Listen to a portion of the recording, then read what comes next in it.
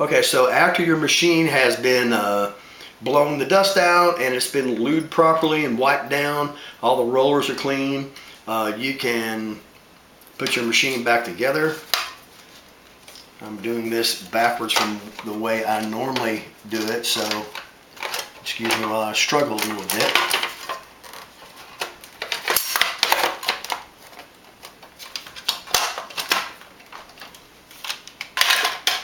So I want to get this machine back somewhat together so I can talk about some of the sensors and the theory of operation, how this works. Because it's really important that you understand all the concepts so that you can apply them to more modern equipment, including some of the big recycling machines and things of that nature. But basically, we have already seen how this machine boots up. And so, of course, if all of the guides are not in properly, you'll get some little funny noises and stuff. But so in case you don't understand how a money counting machine works, I'll talk about that. This is the hopper sensor. It's a reflective sensor. Basically, the light goes up, I put something on it, and once that reflectivity goes down into the sensor, it will start this machine.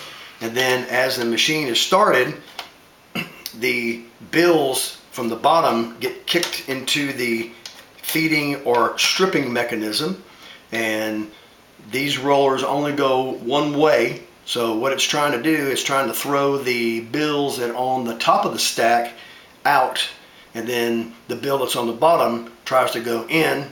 And us old school guys, we typically call this a wrinkled bill stripper, because basically these rollers are fitting down inside of the feed rollers on the bottom. This is a very efficient way of stripping the bills apart. Once the bills are stripped and you have one bill, and we'll talk about how it recognizes that later on, but it hits the accelerator rollers, the ones that you saw on the back and the top right here, and then hits the stacker vane right here, or your Ferris wheel, I like to call it sometimes, and it gets stacked right here. Now, in the event that you were running money, that you were batching 50 pieces, so the stack would go right here, 50 counted bills would go down here, and then it would stop right here, because this is not a reflective sensor. There's a light right here that's shining on this mirror right here, going back to this particular sensor. So this is how this particular sensor works. So if this sensor right here was faulty and you reach the batch of 50 pieces, basically the sensor is faulty, so it thinks it's ready to go again, and you wouldn't have time to grab the money. So that's one way you can kind of recognize the fact that you have stacker sensor problems. And I'll show you some channel functions for maintenance on this later on, which will actually show you how to actually prove that. But so we talked about the hopper sensor, and then the count sensors, which are right here. I don't know if you can actually see that, but you'll get a chance to look at that.